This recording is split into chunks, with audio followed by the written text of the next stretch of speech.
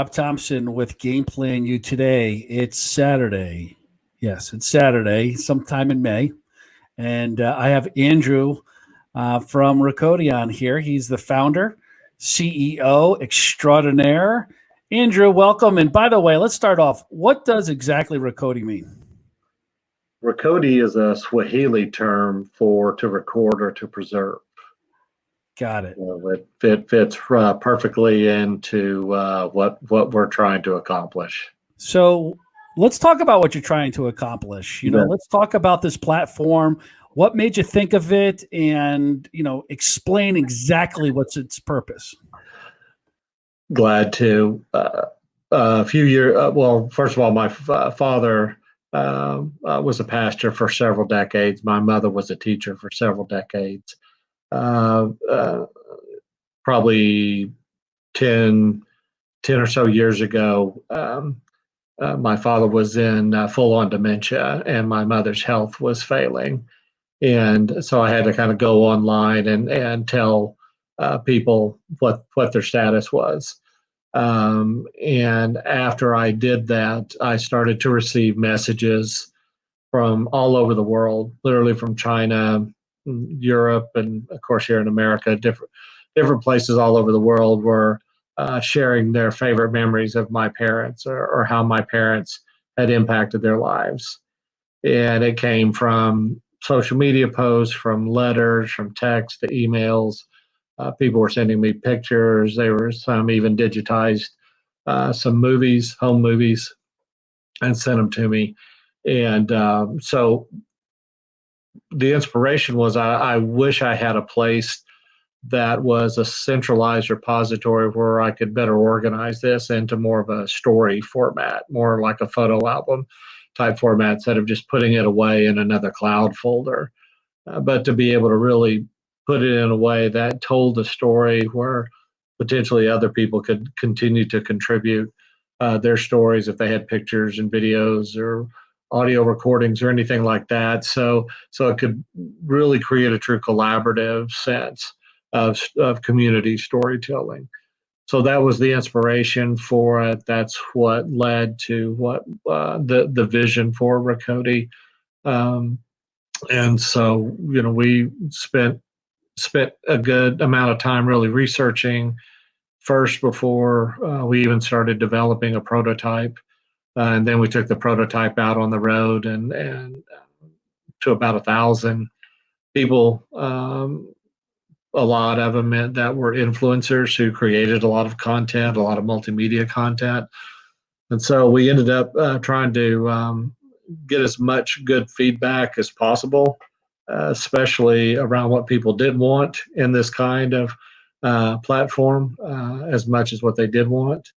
And then during that time, we were very fortunate to be introduced to numerous people in the sports and entertainment world who were looking for a platform to better preserve memories, but also to collaborate with fans.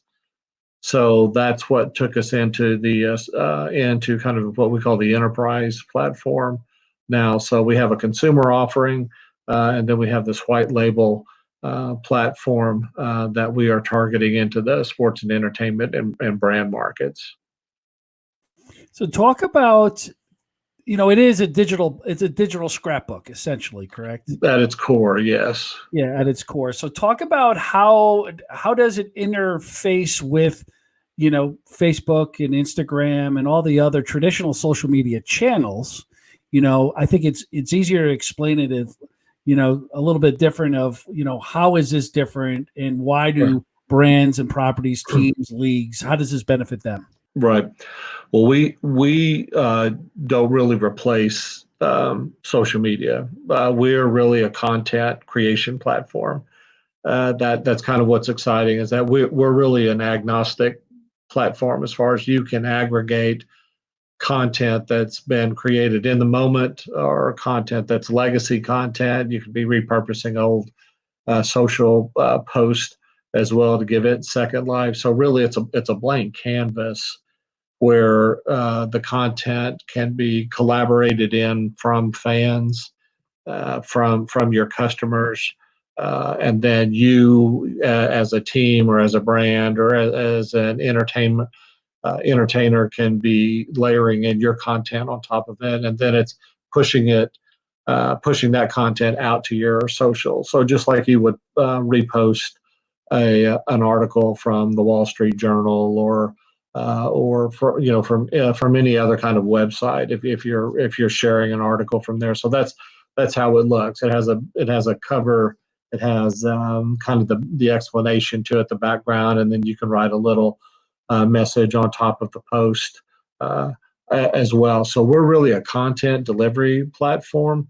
What makes us a little different is that what we offer to the teams and brands and entertainers is the ability of creating their own customized branded portal. So it's a portal that has a bookshelf look. They can customize the categories. So they can archive categories as well, which means they can archive content. So they can keep the categories relevant to whatever's going on during the year. So content can be created. It can be pulled in from, like I said, repurposing other your social post as well. So again, it's a content platform, and we want it to be just another valuable tool in their ongoing digital presence. So how well, let me get out of that one. All right, there we go. So talk about some of the feedback you've received and with your target audience, professional sports. What are some of them? What's their feedback to you, and how do they include this platform into what they're doing out there as far as a fan experience? We've been very fortunate with the feedback that we have received. But I think a lot of it has been basically that myself, and from 30 years of marketing and PR, has been able to talk to marketing and PR and digital and sponsorship people. So it's a peer talking to a peer, not really wowing them with technology, but really sitting down and having a conversation about their strategic initiatives. What more can they do in the digital realm? What more can they do to better manage the online digital experience for themselves and for their fans? But also, this is a way of opening up numerous amounts of new revenue streams for them as well. Because for the most part, content or fans taking pictures and videos, for the most part, will never see the light of day. So this allows them to take this fan-generated content and create an experience that they're not getting right now, but they're also able to look at new revenue opportunities for that. So when I'd say one of the exciting aspects of when we've met with teams is they would present Rikodi, and here's what it can do, and here's the opportunities with it. And without fail, every meeting's ended up with almost a brainstorming session of, oh gosh, we can do this with it, we can do this, we can try this with it, we can do this. So I think that gave us a lot of affirmation that we were on the right track with something, that this was a very useful, easy to use, but a creative platform that really opened up kind of a new dimension. And as we like to say, it's kind of the next evolution in where digital marketing and digital content creation could go. So, as an example, we have Mother's Day coming up on Sunday. So, right. So, don't forget. I'll forget, but this is self-reminder. I've already bought gifts ahead of time just so I don't forget. So, you're a good man, Andrew. I do what I can. So, anyways, I just thought about all the trouble I'm in because I have it. So walk us through. So you have Mother's Day. You have a Mother's Day promotion in theory. Right. We have baseball. If we had baseball coming up, or if we had NBA, right. And they're going to run a Mother's Day promotion. And within that Mother's Day promotion, a team has 1-800-Flowers as a sponsor. Correct.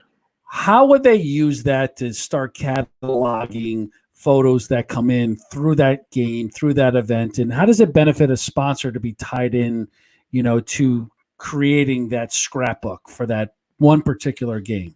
Right. Well, we have created a fairly simple content management portal that allows the team to control the collaborated content that comes in, as well as giving them access into whatever cloud folders where they're storing their content as well, so they can pick and choose and have easy access to all the content. But they'd go about you know just being able to create a book. They can create a cover, put a title to it. They can add keywords to it. The nice thing is that we allow a e-commerce function within the book. So if it is 1-800-Flowers as a sponsor, there could be a link embedded into the book that would take them to a 1-800-Flowers promotion or something like that. So you can you can get the true e-commerce capabilities out of this as well. But it could be done. It could be one book, could be just all fan generated Mother's Day stories related to the team, like anytime they've taken them to a game or something like that, on top of players and their stories. Mothers could also collaborate. The athletes could collaborate into the book as well. Of course, then you have your staffs; they can contribute. So you can slice it and dice it any way you want. But the neat part is that it doesn't have to just be one way. I mean, an athlete could put in a story about their mom, but then the mom could also collaborate in a story as well about the athlete. So it's a lot. It's meant to be a lot of fun. It's meant to allow people to contribute in a way and in an experience that you can't do right now. And so it really does allow the teams to be much more creative and much more efficient in a true collaborative fan engagement. I mean, and engagement, for us, we really want to help create more true engagement, which is trying to take people from where they are now and getting them to do something that you want them to do, not just to like something or just to share, but to truly motivate them in the next step of a process that you want them to do, whether to sign up for something or buy merchandise or support the sponsor or buy tickets or wherever. So we've really tried to think through that. This was really built through the prism of being a marketing and PR content platform. Yeah, I think what you see, I think what you see now without the, with potentially not having any fans coming back into the stadiums and arenas, right? Right, For any for a while. Yeah, right for a yeah, while. yeah. Um, how does your platform? How does Rikodi kind of? How does it replace a little bit of that fan engagement and fan experience while you're outside at home watching games? How does Mhm. that interaction work? Well, the Rikodi would allow the teams to set up a special code that they could promote.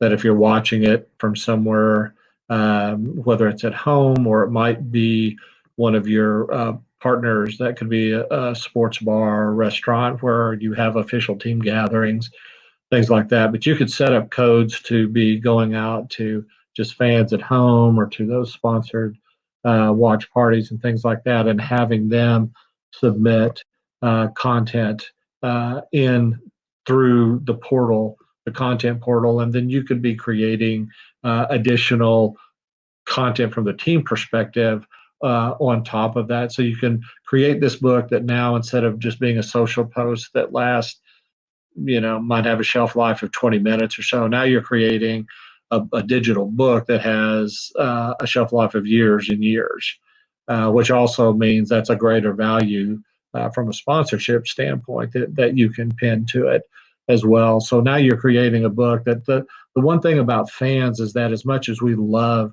experiencing games or community events where our teams are at or that type of thing. Fans want to relive these moments. So this is a really a unique way to, regardless if the fans are in at an event or not, you can still create these digital scrapbooks that people are contributing to that they can go back and relive. That's the real power and the real magic of Rikodi, is that we're here to try to keep that that excitement alive and keeping that engagement alive. Are we talking about both video and graphics in pictures? Oh yeah, you can use video, pictures. You can put your animated GIFs in there. You can do PDFs. It's really whatever digital asset. You can put audio in there as well. Yeah. Because I know I'm one of those people that have grown up listening to radio, turning down the network broadcast and listening to my local guys, my homers doing the radio broadcast, and that's exciting. And I love what some places are doing now, where they will incorporate the radio play of the teams with with the replay video and things like that. To me, that's really exciting.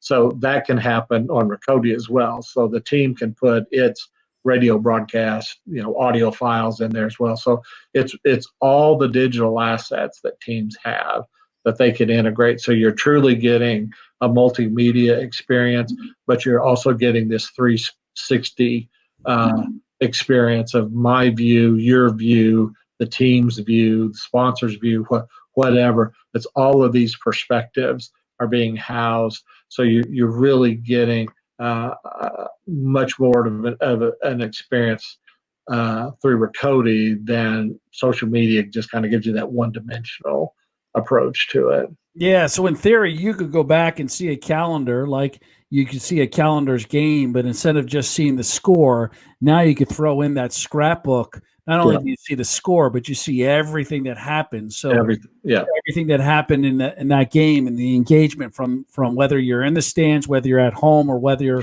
one in the sponsors bar, or whether it was, here's the prize we gave away to the 1-800-Flowers winner. That's exactly right.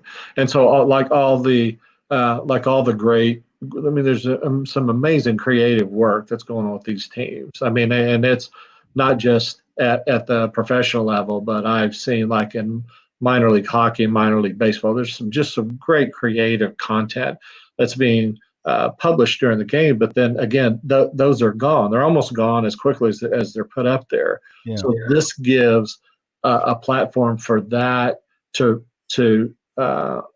have a second life, but have a longer life. It's an evergreen. Now within context, like you're saying, of that, when the goal happened, or when the great defensive play happened, or when this happened, or when the game was over, now those elements can be integrated into this larger book. So it's within context of what happened during the game too. So you never really lose that great creative work.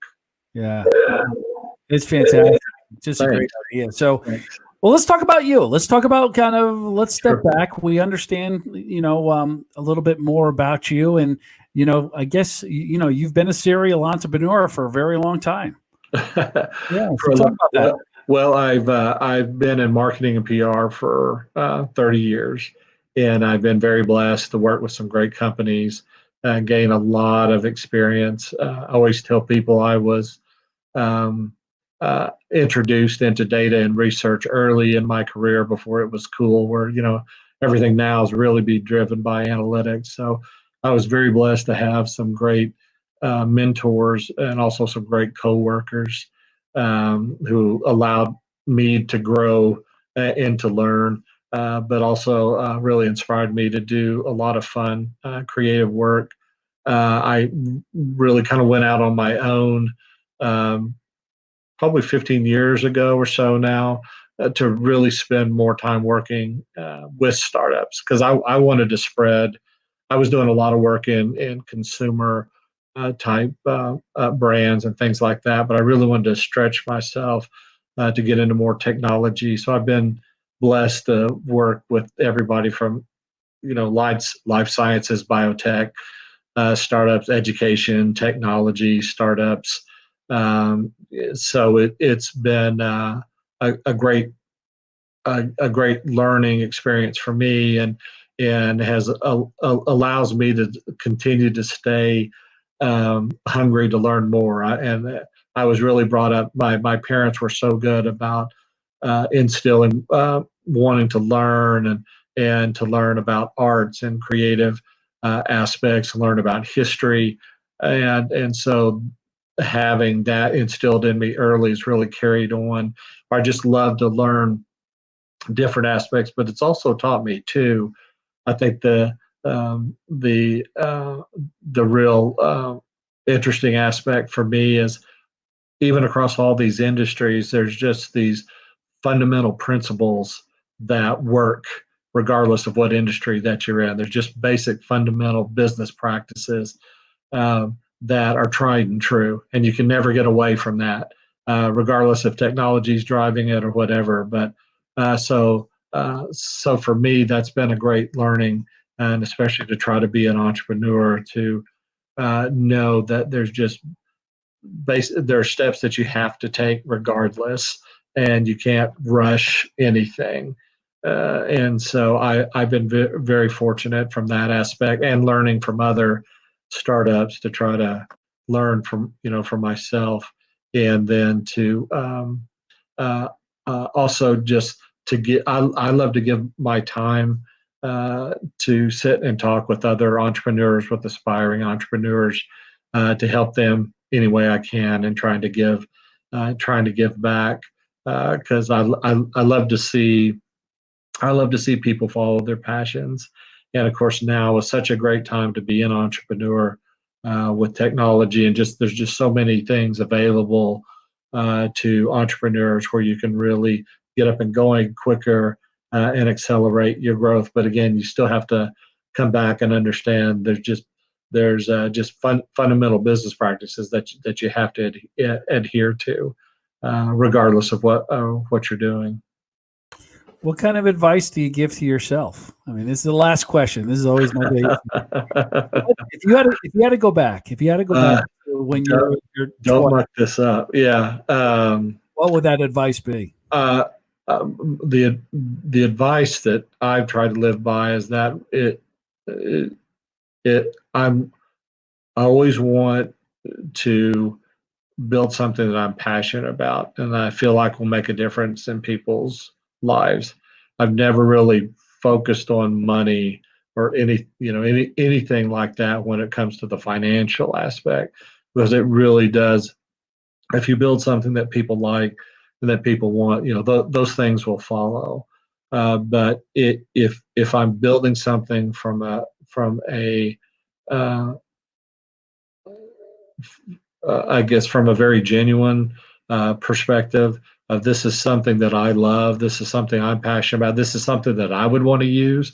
This is something I would want my friends and families, and I want to get up every morning and tell everybody, hey, go use this product.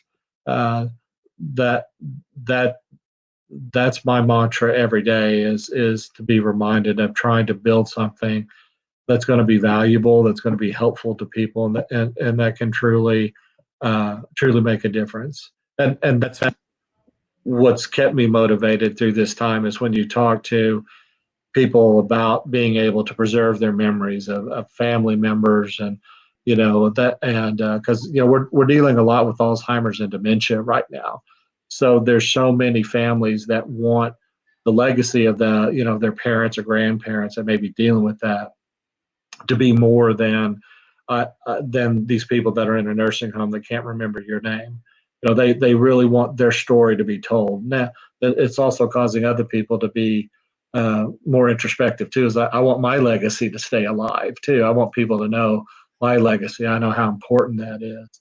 Um, so I see the emotional response to people when they see the opportunity about preserving their memories, being able to share, being able to relive those things. And then the same way too, when we've talked to the sports teams and others, to create this kind of really unique experience. So that's my motivation. That's what I try to filter everything through, is that I'm building something that is important to people and that will make a difference in their lives. Yeah, well, I mean, legacy also is your entire body of work, you Yeah, know. yeah, And a lot of times you are remembered for your last project or the projects towards the end, but the legacy that you've continued, obviously started off with a massive impact that your parents and especially your dad had yeah, in people's lives. And yeah, yeah, certainly that is part of who you are today, sitting here, and the fabric of what you try to do and probably have done your entire career. So, yeah, uh, yeah. Thank you. yeah, so Yeah, I mean, it's so where am I pointing? Like, here's a commendation from the governor of Oklahoma uh, for when my parents retired. For both of them, not just my dad as the pastor, but for my mother as an educator too. And I mean, that's a living legacy in itself. It's always a reminder. Of course, I keep it over my shoulder because they're looking over, always making sure I do it the right way. burning It's a a little hole in heat, your yeah. neck right now. It's a little heat, but you're exactly right. And two is everybody has a legacy. You know, everybody has stories to tell. Like I know with your family, it other people outside may not care, but it's important to you. It's important to your family, and we're all part of this mosaic. You know, and that's why I feel it's so important um, that we put more of an emphasis on preserving our heritage and our stories, because everybody contributes to our our city history, our state history, our national history, our global history, our culture. That's just so vital. I think from a health standpoint, from a mental well-being standpoint, I think we all need that power of that connection to our heritage and to our legacies to keep us going. So, and I think that's what's important about Rikodi's. Your stories, if they're important to your family, they're important to us. And that's what matters. Well, it's important to us too. And how's that for a segue back? To close the loop. So, Yeah, Rikodi, I got your Andrew. I have your email down there. So, if anybody wants to reach out to Andrew, please do please so. do. Yeah, Right, and please do. and reach out and connect them. So, it's been a pleasure. Thank you so much. I mean, you've filled in a lot. I mean, I definitely have a different perspective of the platform now. Thank And you. yeah, so on behalf of Zach, I'll bring Zach up here for a second. On behalf of Zach over there, Andrew, myself over here at Game Plan U today. Everybody have a great weekend. And Andrew, thank you for your time and all the best Appreciate it. luck with everything. Yeah, thanks so much, guys. Appreciate it.